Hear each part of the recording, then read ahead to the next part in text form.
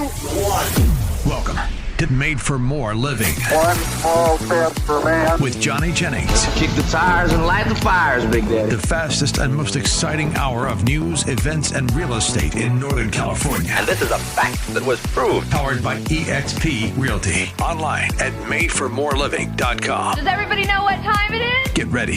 Here we go. I love dessert. I think dessert should come before dinner. Like that's just how it should work, Matt. Yeah. Do you have a favorite dessert? Well, oh my goodness, anything chocolate. My wife knew before she married me that I'm a chocoholic. Like I love chocolate. Yeah, but oh my gosh. So your mom is our guest today on the show, and she brought in these ginormous chocolate chip cookies, like the size of softballs, bigger than the ones you even get at Costco. And I'm thinking, oh, they're store-bought because there's no way somebody made these homemade chocolate chip cookies and there's this big. How do you get your chocolate chip cookies to be so big? I'm a little OCD about it. I weigh them. You weigh them? And I make sure every single cookie weighs the same. Now, these are only 1.5 ounce. When I'm making them for teenage boys, they're 2 ounces, and then I adjust the cooking time for that. Wow. But yes. So these aren't Toll House come in a package cookies. You made these from scratch? Never in my life have I done that. Wow. So you make these from scratch. That's amazing. I'm not 500 pounds. Is this a family recipe?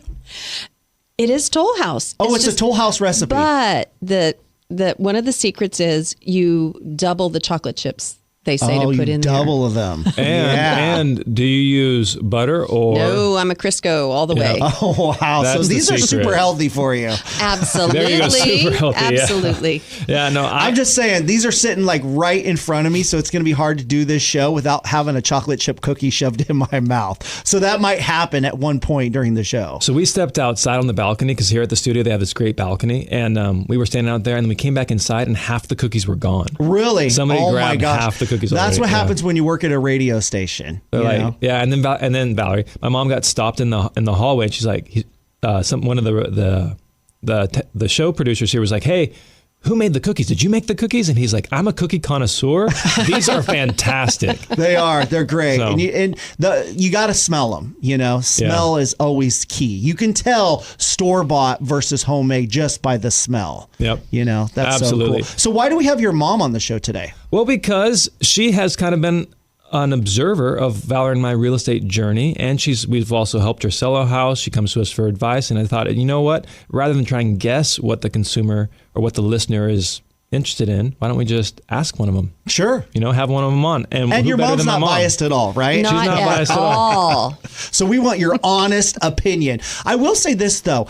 Isn't it a good strategy, speaking of chocolate chip cookies, I've heard this, that when you're selling your home and you're having an open house and you're having people come by to look at it, it's always good to have something like fresh baked cookies in the oven. Is that true? What's the strategy there? So scents. It's all about the scent. And I would say you can have the chocolate chip cookies. That's great. But if you don't want to go to that extra, length, then just get a nice smelling candle. Just have something nice, some nice scents in the home, and some nice soft music, right? Because as soon as the buyer pulls up to your house, they are making like a snap judgment on, hey, is this the house for me? Right. They've been driving through the neighborhood. They're now looking at the home. They're looking at the curb appeal. And by the time they get out of their car, if they're there with their kids, get all the kids out of the car, and they're opening the door for the first time, they're already making judgments, that first impression. And so when they open that door, and if it sounds like calming and it smells nice, doesn't smell like pets or what you have for breakfast or what you cooked for dinner,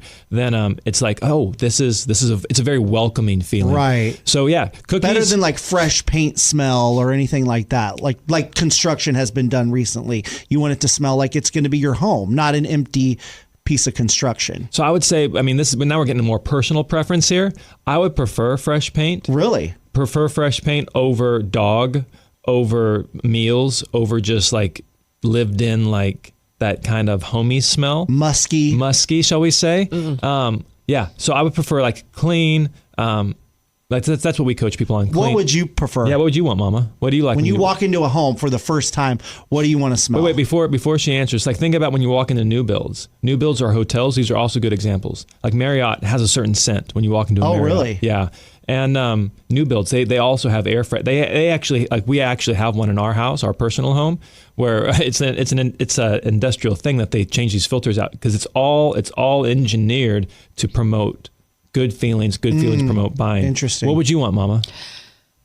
I would probably say, just because I know some people don't like smells, like they don't like perfumes, they don't like something too flowery, they don't like something too sweet, that either if you have a cookie type smell, a chocolate, a cinnamon, a food, fragrance, I think that would probably be more welcome to most people.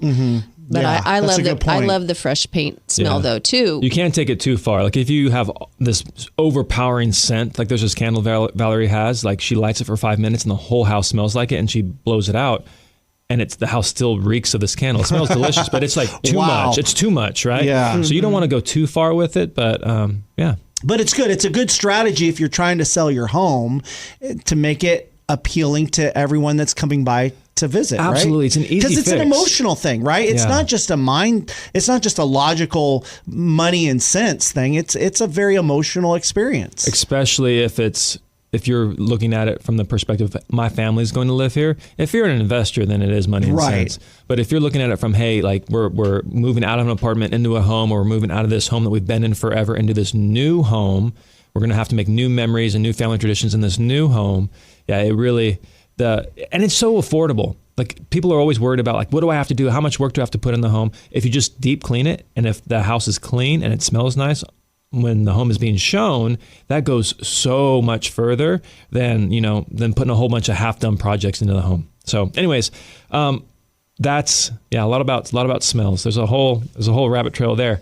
But Mama, I've been meaning to ask you, like, because you've known me since before I have known you Have you longer. known him his entire life? I've My known entire him life. longer than anyone on the planet. That's yeah, right. That's true. That's true. And then, what is this? What have you observed over my career and over my life? Like, what are some takeaways that I'm you've curious. seen? Can I ask a question first? Absolutely, yeah. Because he wasn't always in real estate. He was working in gas and oil fields, right? Mm-hmm. And so how did you feel when he told you, Mom, I think I'm going to dive into real estate? What was your thoughts on that? Yeah. It's not going to have a steady paycheck. I'm going to have to work longer hours. Oh my gosh, you're reading her mind right now. You are, because we were briefly talking about this earlier. That, can I go a little bit Sure. in my background? We got time. So my dad was in sales, and back in the day, there were no laws that you couldn't be fired because of your age. So as soon as salespeople got to be about 50 years old, companies would fire them because they wanted fresh, young faces, and they didn't want to have to pay retirement. Right. So once my dad hit 50, he kept losing his job. He'd get another sales job, lose a job. So when I entered the workforce, I was like, one of my priorities is job stability. And teaching checked off all the boxes. I wanted to be able to be home with my kids most of the time. I love children. You can be creative. So I was like, okay, I'm going to go into teaching, and it has job security. So when retirement. And retirement, yes. And when Johnny went into real estate, all these little red flags started flashing in my brain going, oh, this is the opposite, Right. And at the time, he was working in the oil fields for an oil company that everyone was saying, oh, you're going to get shares in the business and it splits and you're going to have all this retirement and it's job security. So it was a little bit of are you sure you want to take this wild ride? Because like you were saying, Matt, there's no guarantee that you're going to get a steady paycheck, that you're going to have benefits, that you're going to, Did you hear that from your mom? Did you understand that concerns that she had? Oh, 100%. Yeah. So it was a transition for Valerie and I, to go from a steady paycheck to, only making money if you, sell something. And the job that I had, I worked for Chevron, and at the time, the average tenure for my position was 33 years. So people got that job and kept that job. When I applied, over 15,000 people applied. And in my round of hiring, 17 people were hired. Wow. So it's a very competitive job. It's a very good job. People keep it for a long time. A lot of great benefits in retirement. And I just remember vividly driving into the parking lot, And because people keep the job for so long, they hire in waves. And so I was part of the new generation, the young generation that was getting hired. And so I pull into the parking lot and I see all these old guys getting out of their trucks. And I'm like, and I know these guys personally. I've been working there maybe 3-4 years at this point. And so I know them, I know their backstories, I know how long they've been doing this. And I'm thinking, man, do I really, if I only have one shot in life, do I really want to be pulling into this parking lot for the next 30 years? And so Valerie and I talked it over and we just started making that transition. Yeah. So. Because if there's one thing Johnny loves, he loves a challenge. Right. This and is I true. think sometimes that's what life is all about. It's taking those leaps of faith. It's taking those jumps and seeing what God does and seeing what happens, because we all know that saying, right? No risk, no reward. Yeah. And obviously you wanted a bigger reward in life, and that took a little bit of a risk, right? I felt like there was more to life. And nothing against the job. Like it was a fantastic job. Best job I've ever had. So it's not like anything against the guys. It just wasn't for me, you know? And so, yeah, it was definitely, I just felt like we were made for more. There was something there. And so, you know, and that's why you created Made for More, right? Exactly. That's why you phrased it that way. But it has not, I will say, it has not been an easy journey, you know? And then later, I was asking my mom and I was asking people on our team, like, hey, with my mom here, what kind of questions would you like us to cover? And one of them was that transition and also working together with your significant other. Right. So we'll get into that in just a little bit. Back after this. All right, so you want to move out of state, you want to sell your home, but you don't want to go through all the hassle of finding a real estate agent, doing open houses, yada, yada, yada. You want it to be fast, easy, and simple. Just call up Johnny Jennings with the Tom Daves Real Estate Team. There's a reason why they're #1 in Sacramento, outstanding Google reviews.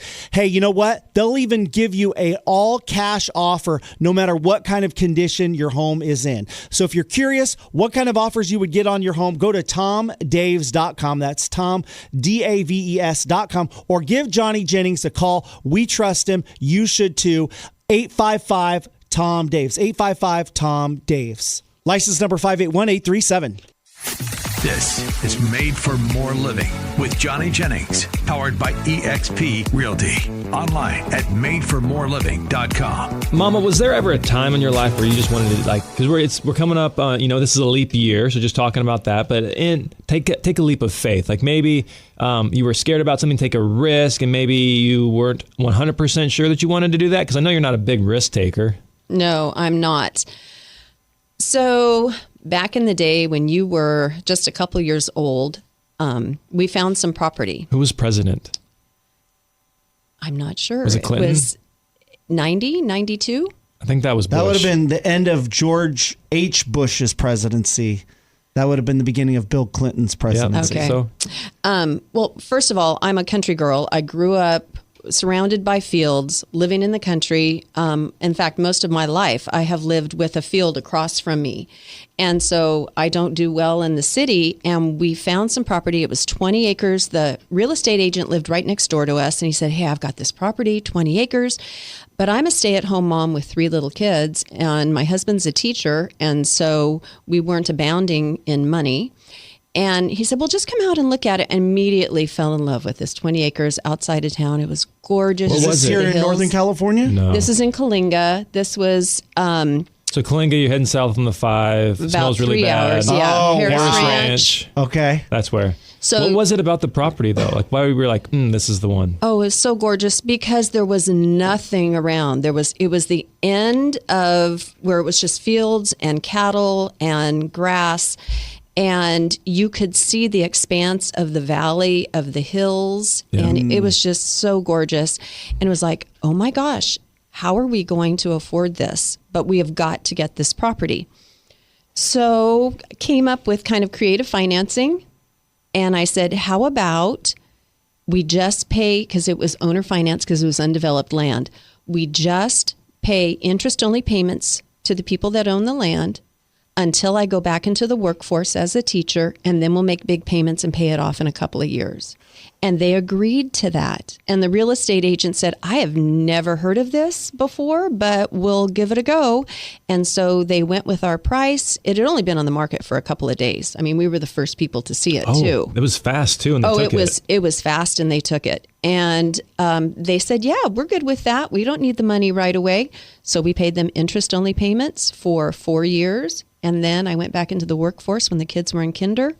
And so, yeah, but that was just out of pure love for this property. And, and that's where the kids grew up. What was your interest in the property? Why did you want 20 acres of undeveloped land? That's a good question. Well, I think it's because they wanted to put us to work. Well, there wasn't anything less than 20 acres out there. It was all designated ag land.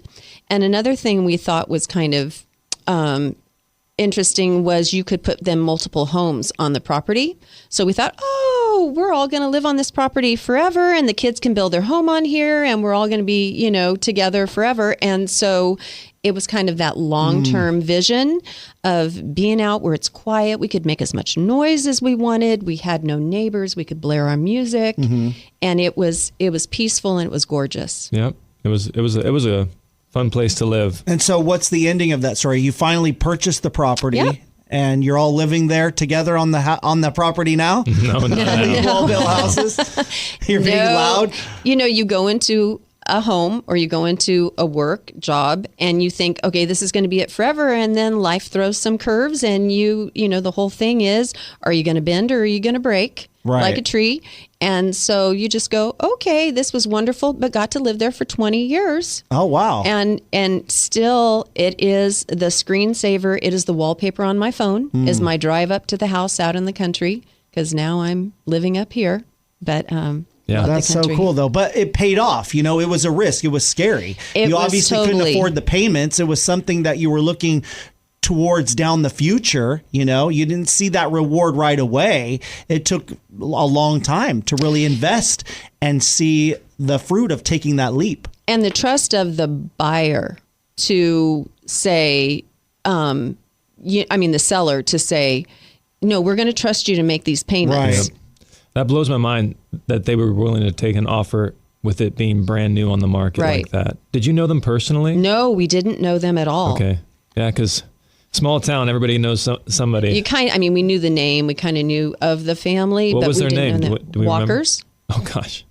There's a lot of Walkers. There's a lot of Walkers. It isn't the Walkers that we're really good friends with. But that happens in real estate a lot, right? The owner hears the story of the person that wants to buy the home or buy the property, and they hear your story and they think, oh, that's sweet, that's nice, we like that, we like that buyer. So even if they get bigger offers, if something's important to them, they want to know that what they're selling is going to go into the hands of someone who's going to take care of it. Well, that's a big deal, isn't it, Johnny? That sometimes even buyers will write a letter saying how much the house means to them, and it helps make the decision for the seller. Right? It's a bit of a sticky wicket. So buyers agents will submit them.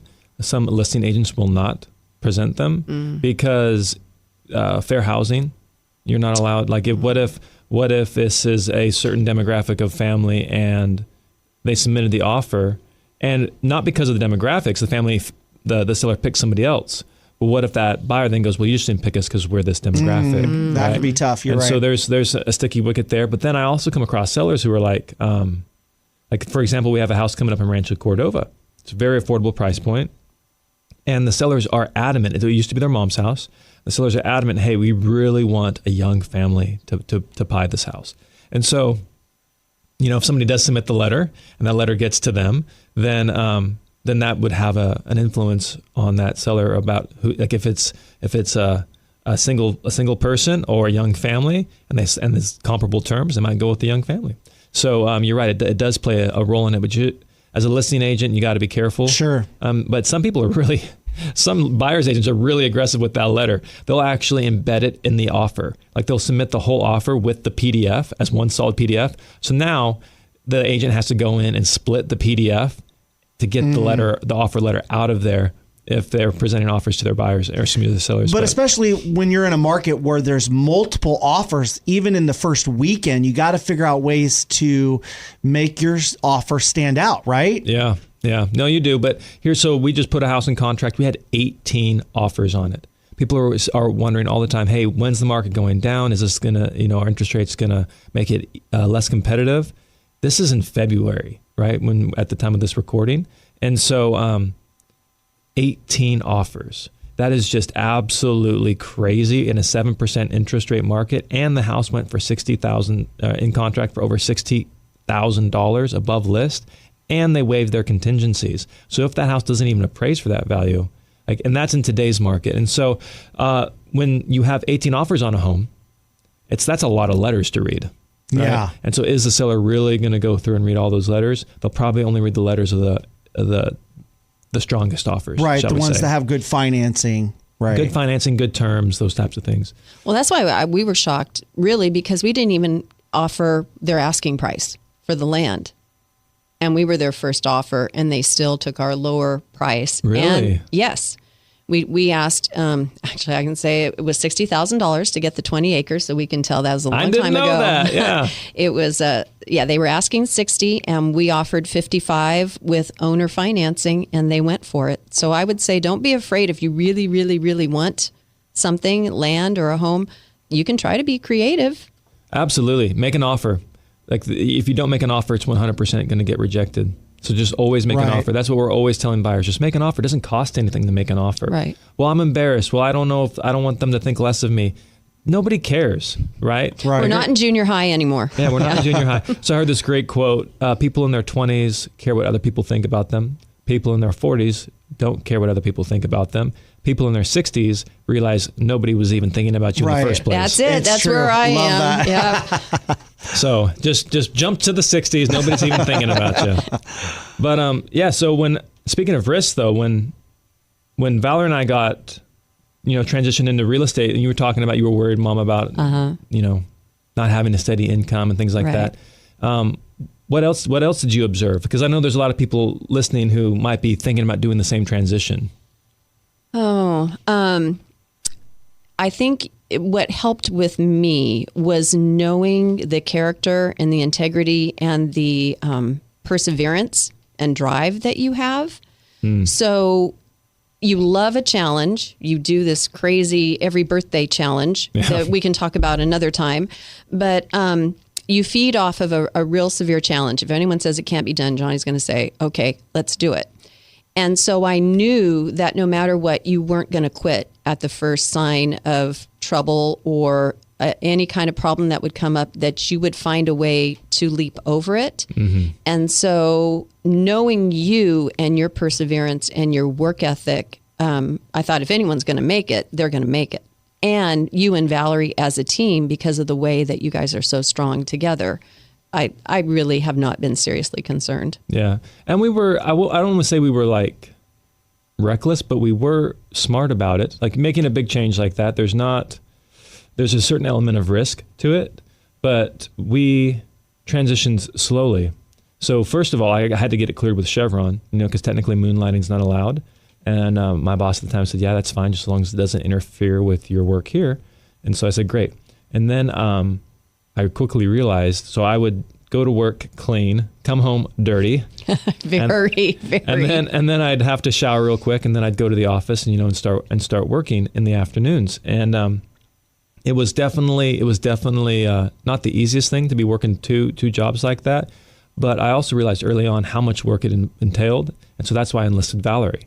And then there's only so many things you can do as an unlicensed assistant. So she quickly got her real estate license. And then the two of us working together, we were able to transition from, here's an interesting thing about our transition, is I didn't go full-time in real estate until we moved up here. And now that was the leap of faith. That was the massive leap, because I moved up here, Valerie and I moved up here, and we knew nobody. Like nobody. We beat you up here, Mama, by a couple of months. Yeah, technically, yeah. Yeah. And so I didn't know what the grocery store was. I didn't know any of that. And so, but we had made that transition by slowly, the previous years, I think we owned 3 or 4 different rental properties. So we sold all of that. we'd been selling homes in Kalinga, and so we were banking those commissions, and so we had this nest egg, and then we made the leap of faith up here, but we didn't even go full time until we moved to Roseville. Right. So it was a change of home location, complete change of job, cutting the ties with any kind of, and that's steady income. That's the thing that I see most agents struggle with is they're trying to do it smart. And I agree, you should have 3 to 6 months of reserves stacked up, but you have to make the jump at some point. If you always straddle the fence and you're always like, hey, I don't want to let go of this state job, or I don't want to let go of this great job that I have right now, I'm just going to continue to do both. Your real estate business is always going to suffer. You cannot catch two rabbits. And so, well, just what you were doing with Chevron. Yeah. You were having to fit in real estate when you weren't at Chevron. And so you weren't able to do it all day long. And so it was, But at some point you got to make a decision. Right. You can't be like a professional anything if you're doing, like you can't be a professional lawyer and a professional realtor. You can't be a professional dentist and a professional realtor. Right. So if there's someone listening right now and they're thinking about making that jump, maybe they're in the industry right now and they're just not seeing the numbers they want because maybe they haven't taken that leap of faith or haven't been, somewhat reckless in making those tough decisions. Or there's someone who's just thinking about entering into the industry. They want to get their license. You guys have availability to help guide them a little bit, right? And provide some resources that they won't be able to find with other companies. Absolutely. So we have a couple different resources, a couple different programs. So if you're looking to get licensed, we can help walk you through that and give you guidance and clarity on what the costs are. How do you do this effectively? How do you make that transition from part-time agent to full-time agent? And then for those people who are already licensed and are looking to maybe take their career to the next level, we have a program for them as well, where we launch them from being, maybe a part-time agent or selling, less than $6 million a year in sales to bumping them up to $6 to $10 million in sales. So we have two different programs that, depending on where you are, if you want to learn more about that, just reach out to us. Go to madeformoreliving.com. You can reach out to us there, or just, give us a call. What's your phone number? So you can call the Tom Daves line. You can call 855-TOM-DAVES, or you can just Google us and call the number there on the Google page. Cool. So it's living.com. Madeformoreliving.com. So maybe you've got a rental property and at first you thought it was a great idea, but it's just so much work. It's not bringing in the money you had hoped. You don't have time to keep up with all the maintenance. Here's what you can do. It's a simple phone call to Johnny Jennings with the Tom Daves Real Estate Team, 855-TOM-DAVES. They might even give you an all-cash offer, make it simple, quick, and fast. You might get more money than you think, or you can just go to TomDaves.com. That's Tom, DAVES.com. Whether you have a rental property or you're moving out of state and you just want to sell your home fast, go to TomDaves.com, find out what kind of offers you would get or how much you would get if you wanted a cash offer, no matter what kind of condition the home is in. Again, it's Tom, DAVES.com, or 855-TOM-DAVES, license number 581837. This is Made for More Living with Johnny Jennings, powered by eXp Realty. Online at madeformoreliving.com. We are having fun in the studio today. Today's guest, that was not Matt. He can't do that even if he wanted to, but is my mother. Hello. So last week we had your wife. This week we have your mother. Do you have a sister or an ex-girlfriend that we're going to be bringing on? I have all the above. But I think it might stop with my mother. Maybe my pops. My pops might come on, but I think this should be a regular thing where the guest has to bring in some kind of treat. Like your mom brought in chocolate chip cookies.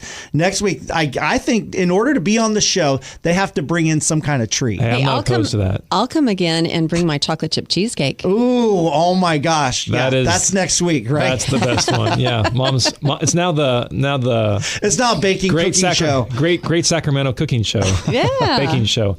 Mama, but you I've been working with Matt now for a while, and what has been your impression, or at least through me? His question is, my question is, does he talk about me off the air? Yes, he does, in a very, very positive way. He just has the highest respect and regard for you, and I respect the hustle. Yeah, and then I started the hustle. And anyone out there who's more my age, which is 63, do the hustle. Yeah, I thought you don't remember that song. I have no idea. Is that like a wedding song? Did you not play music around the house when he was a kid? Did we what? Did you play music around the house when he was a kid? Oh, yeah. Yeah. I'm a musician, so music was on all the time. Yeah, we were always listening. I have young kids, so I'm trying to introduce them to stuff, the classics that I listened to when I was a kid. What'd you listen to? Well, I listened to I listened to more of the 80s pop. And my wife is more of an old school, like Garth Brooks country music, like Randy Travis, old school country. So we like to try to introduce them to old classic movies, classic songs. But so he complimented me on my hustle, huh? Yes, That's very interesting. much. Yeah, a man of integrity, hardworking. Yes. Because it's true. It's true. You need a little bit of a hustle, especially in real estate, right? Oh my gosh. Yeah. No, if you don't have the hustle, you probably won't succeed. No. So there's a couple things that differentiate a good agent from a great agent. One of them is accountability, who you surround yourself with. Are they holding you accountable? Are they providing like a roadmap to success? And the other is the hustle. So you can have the best leads, you can have the best systems, you can have the best people around you. But if you don't show up and put in the work, it's all for nothing. So and there's no passing the buck. It's on you. Yeah, that's the hard thing. That's the really hard thing. And especially if you are looking to get into real estate or take your career in real estate up a notch, man, it is people are all about balance. Balance this, balance that. How do you balance? And to me, balance is the wrong word. It's more about rhythm. And so when you're launching that career, when you're trying to like when we acquired Tom Davis's team, right? So I bought Tom Dave's book of business, right? He and I are partners, and that increased the rhythm of Valerie in my life, right? The beat, the pounding of the drum increased significantly because now we have to get used to this new cadence, this new lead flow, this new volume of work. And so if you're looking to go beyond where you are currently, you got it. You have to increase the rhythm, and then eventually the rhythm will steady out. Like you think about people like the Vikings rowing, right? Sure. Like you see in the movies, them banging the drums and they go faster, and then the drum beats faster. But at a time, the rhythm needs to slow down, and that's something that I struggle with. Valerie's better at wanting to. She drops the anchor a little bit and tries to slow us down, you know. But that's another question we get all the time too. Is like, because you have two new babies now, right? Yeah. Two new children. Yeah. They're still really young. You have a wife. So I'm sure that's sometimes a concern of a mom who's our guest today is, son, how do you still maintain the balance? Because family is really important. Very important. And that, again, was one of the reasons why I went into teaching, was because I wanted to spend that time as much as I could with the children, because we all know that even though when we are in it, we think it's going to last forever, but it doesn't. Mm-hmm. It goes by so fast. And so at the end of your life, you don't want to be having regrets and go, gosh, I wish I had spent more time with my family. Right. So, and in fact, there's the quote about no one on his deathbed ever said, I wish I had spent more time on my business. Right. So, and I can see Johnny's mind working right now. And so I won't say that. Yeah. And so as a mama who is all about supporting, loving, being there for kids and my grandkids, how do you do that? Because in real estate, it's a 24/7, 365 job. Yeah, you see it from a bird's eye view. Yeah, you don't get, if they can go away for a weekend and I can watch the kids, so they can go one night away, it's like, woohoo, party time, deal. Because they're always on call. And I bet even if they get away, they're getting calls. Oh, absolutely. Yeah. So, well, by the way, Mama, before I go down into that conversation, I do want to, we talked about how great Matt is, but I do want to build you up a little bit too, because I think you and Dad did a fantastic job raising myself and Paul and Ashley. Thank you. There's a lot of people who look critically at how they were raised and their kids and things like that, and I have nothing but great things to say about you and Dad. Oh, you guys were always there for us and supported us, and you continue to support us, and just like you watch Jack twice a week, and he loves it, and we like that you guys get to have that time together. So I just want to let you know, thank you, publicly on the air that we love you. Love you too. But yeah, so and it's love in action, and so that's the thing is when you're with your children, you need to be there. Yeah. So my question is, you see the passion of your mom and you realize, like what you just said, that they did a great job. She set the bar. Yes, by making family a priority. Yeah. But on the other side of the coin is you have this real strong passion to make Made for More Living the dominant premier real estate company in California, if not in the nation. And so you are passionate about this. Your wife is really passionate about this. Yep. And when you're passionate about something, you're doing it a lot. You're spending a lot of your time doing it. And so how do you figure out that balance, especially when you're inviting other people to come be a part of your team? And nobody wants to be burnt out or worn out. They want to be successful. Absolutely. So how do you ensure those listening that not only can you be successful and be a winner, even be at the top of your field, but also you still have time to make your family a priority? Yep. So, oh my gosh, that's a deep conversation. But we got time. We got time. So I think the most important thing comes with awareness, like knowing where you are in that relationship, where you stand with your spouse, with your kids, and knowing the telltale signs of, hey, there needs to be more invested time-wise into this. So when we first had Jack, our first kid, that was really hard on Valerie and I, because we'd been married for 10 years, and it was just the two of us, just working, grinding, and now all of a sudden there's this new life. And it just threw a wrench in the works. And so actually Valerie and I started going to marriage counseling. And so what we learned in that counseling was that it's an analogy of a cup. So whatever you put into a cup, it'll eventually overflow if you put enough things into it. And what's overflowing out of that cup is what you've, again, put into it. And so what in your relationship, what is flowing out of that cup? Like what are the symptoms of your relationship? Is your spouse happy to see you? Are your kids happy to see you? Are you happy to see your spouse? Like, so what is being put into that cup? And the reason why we like the cup analogy is because it gives a certain sense of accountability and personal control over it. So I have control over the contents that I'm putting into Valerie's cup. Am I putting love? Am I putting patience? Am I putting attention into her cup?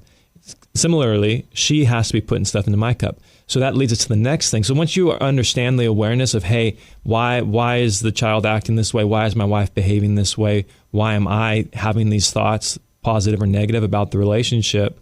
Like you can start making adjustments. But if you don't even know what's going on, if you're just lost at sea, that's really hard. And because then you feel helpless, hopeless, and you don't know what to do. Right. So if there's awareness, then there's that. The other thing that has really helped Valerie and my relationship and our business, because it's one and the same. Like if Valerie and my relationship falls apart, the business is non-existent. Sure. And so what helped us was a book by a person named Elena Cardone, and she is married to a guy named Grant Cardone. Grant Cardone in the real estate world and the sales world is very, very, very well known. And in this book, she uses the analogy of two Clydesdales. And the Clydesdales, if they're pulling by themselves, they can pull 8,000 pounds. But if they're pulling, two Clydesdales pulling together, can pull 24,000 pounds. So more than triple than what they can do by themselves.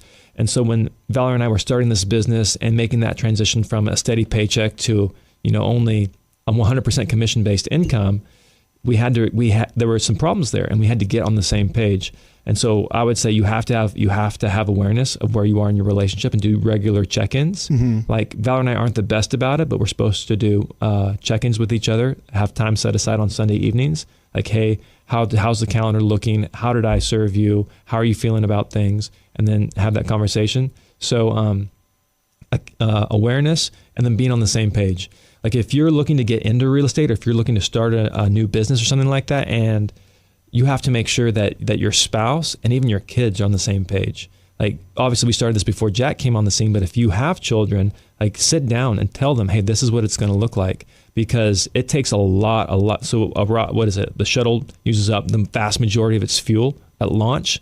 And then once it's in orbit, it requires very little fuel. Sure. And so when you're launching a new business, launching a new career, you have to be on the same page. But even to this day, Valerie and I are about almost 10 years into it, and we barely get away. right? And so that's because our rhythm is fast. We're always growing, but that's not for everybody. So you have to identify what are your goals, right? Yes. Right. And so if Valerie and my goals are in line, and our goals are to grow this team and make it the premier real estate team in the area, then that's good as long as we're on the same page. But if you're looking to get into real estate and your spouse is used to you picking up the kids from school and doing soccer practice while they go golfing, and you guys are not on the same page, it doesn't matter if you have a big goal or a little goal. It's gonna cause problems. Right. Does that make sense? Yeah, absolutely. And I would also add, or I'll ask you this, one of the keys to not getting burnt out and having a balanced life is making sure that you're on a good team, or you have people alongside to help you and understand where you're going. And that's why you are trying to grow your team at Made for More Living, because you know that you work better and more successfully when you're all doing it together and when you're sharing resources and you're helping each other be successful. Absolutely. So there's that's a benefit that Valerie and I have had out of the gate, in that there was always two of us. And so we were never an island. We were never alone. And as we grow the team, our main focus is to make agents more productive by focusing on the things that they want to do, which is typically working with clients. They don't want to deal with the paperwork. They don't want to deal with the marketing. They don't want to deal with the lead generation. And just give them the stuff that they're really passionate about, and allow them to focus on that and take that other stuff off their plate to create a little bit more of a work-life balance. But here's the thing is that, again, I just slipped up. I try not to even use that term, the work-life balance term, but everybody in our industry is like the why. They're always talking about the why. Sure. Like, why? What's your why? Are you doing this for your... But you boil it down, everybody's getting into real estate typically because they like the flexible schedules, and they like the fact that you can make a decent living, and they want to spend more time with their family. And so the whys are all pretty much the same. But if it's all about the why and the whys are all the same, then why doesn't everybody have the same outcome? Right. And my personal belief is that why is one side of the same coin, and on the other side of that coin is the what.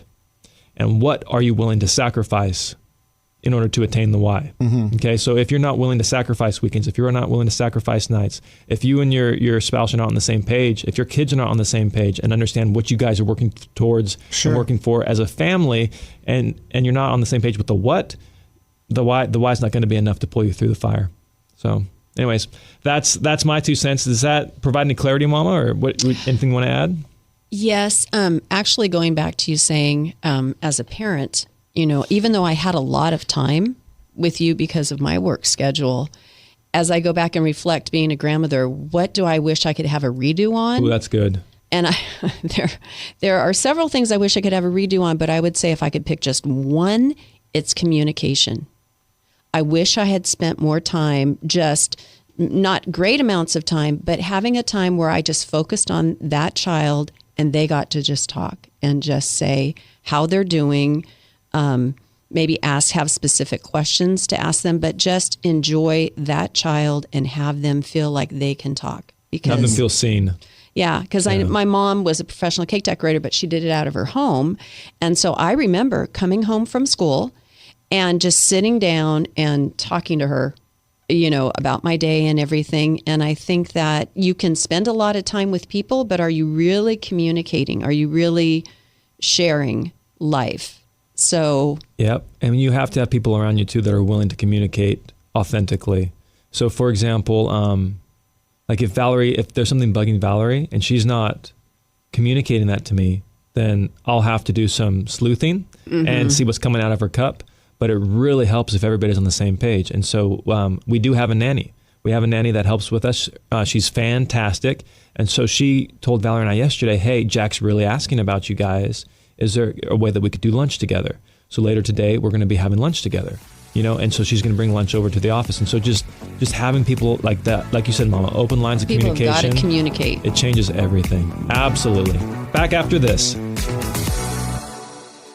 All right, so you want to move out of state, you want to sell your home, but you don't want to go through all the hassle of finding a real estate agent, doing open houses, yada, yada, yada. You want it to be fast, easy, and simple.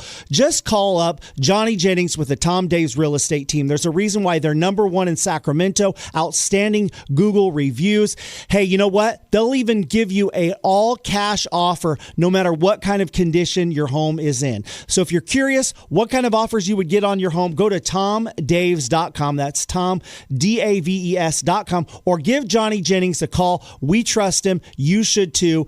855-TOM-DAVES. 855-TOM-DAVES. License number 581837. This is Made for More Living with Johnny Jennings, powered by eXp Realty.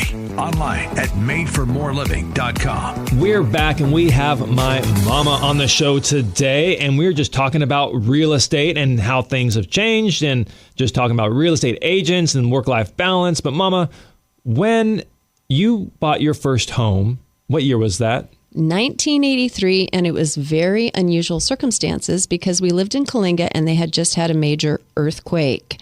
So the big one. A big one. And so any houses that didn't fall down and that you could actually buy, it was talk about no homes on the market. Very, very few. So there were a few new homes that had been purchased, and we right away gobbled one up. And again, it's like $55,000 seems to be the number for us, but the house cost $55,000. Back in 1983, but that was, we had to find somewhere to live, and thankfully we found somewhere. What drew you to that house? What was it that you liked about the house on Monday? It was available. It was in our price range. Actually, husbands, I would not recommend you do this, but my husband thought it would be great to just say, hey, honey, I bought a house. I never saw it. Wow. I didn't have any say in it. Oh, Pops. At all. He just, hey, I found a house and I bought it. But I bet you he was excited about that because he felt like I'm providing and I'm sure taking the lead here. I'm sure he did. Well, because that's not uncommon. Just so you're aware, it's not uncommon. Well, it's what his dad had done with his mother too. Okay. So I haven't done that to Val. Good boy. All right. Hey, Valerie, I bought a boat. I bought a boat. Yeah. That's a whole nother story, a boat story. Do you remember what the interest rate was? Ooh. Yes, it was an FHA at 11.9%. Whoa, we think 7 is bad. This is a great point to stop and think about that for a minute, because a lot of people forget, because we've been used to low, 3s and even 2s and 4s, and we're at, I don't know, somewhere around the 7s, right? Yep. And so to look back and you thought... And everyone was like, oh my gosh, how did you do that? How'd you get 11.9? Because it was considered so great. Wow. That was a phenomenal interest rate. I used JJ Mack. That's how I used it. Do you remember how many square feet the home was? Yes, it was 1,000 square feet. When you bought it, right? When we bought it, it was a 3-2, and so it was 11.9. You did an addition. We did an addition and added a den. So then we bumped it up to 1,400 square feet, and that's the home that Johnny and his siblings were, came home in after they were born. But it was a great deal. I mean, FHA, we only had to put 3% down on $55,000. And we just thought, this is exciting. We're owning our first home. That's cool. And some people listening to this, they're like, okay, I would pay 11.9% for a $55,000 if the house only costs $55,000. But what many people fail to take into consideration is... It was in Coalinga. Yeah, it was in Coalinga. Hey, you get a house. We love Coalinga. We love Coalinga. Have you ever been to Coalinga, Matt? I think I've driven through, right? Well, everyone says that they've smelled it because of Harris Ranch. Yeah, no, it's right. But no, I've never. I mean, what are the top tourist destinations in Coalinga? Oh gosh, the Baker Museum. Yeah, I was to say that's. Hey, I grew up and was raised in Yuba City for many years, in big agricultural town. So we had one movie theater, not a whole lot. So I appreciate those small towns. It's a great place to raise a family. Absolutely. Well, most people, back to the $55,000 thing, they don't realize, hey, what were wages at that time?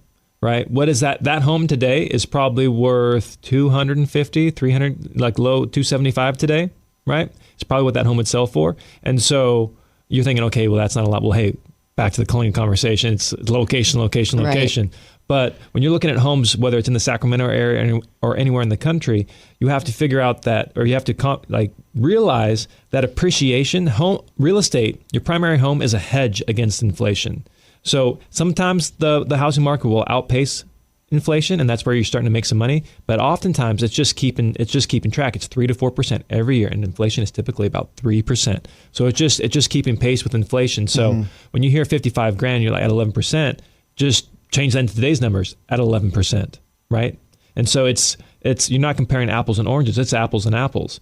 But well, I would say if we're going to talk percentages, we also refinanced twice while we were in that home. We lived there for 15 years because as interest rates came down, then we would refinance. So we got it down to in the 9s, and then we got it down into the 6s.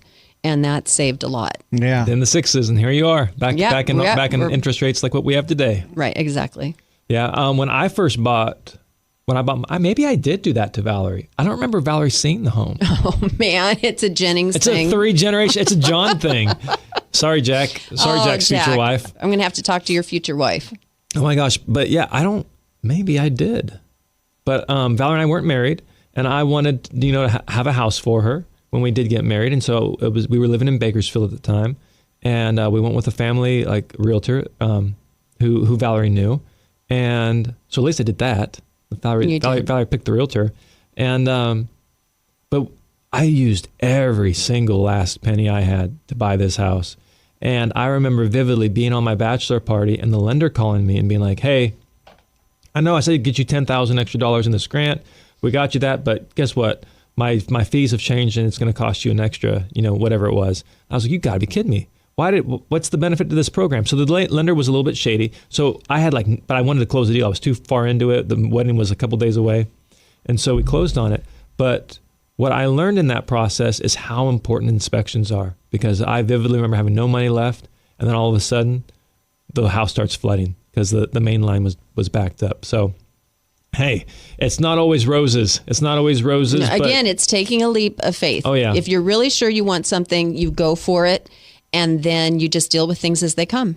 Deal with them as they come, and it all works out in the long run. So before we end today's show, I'd love to get your perspective as the mom. What is your recommendation for people that are listening that are thinking about selling their home or buying their home? Why would you recommend your son, Johnny Jennings? Absolutely. No one is going to work harder for you, have more, be available all the time, but it's his integrity.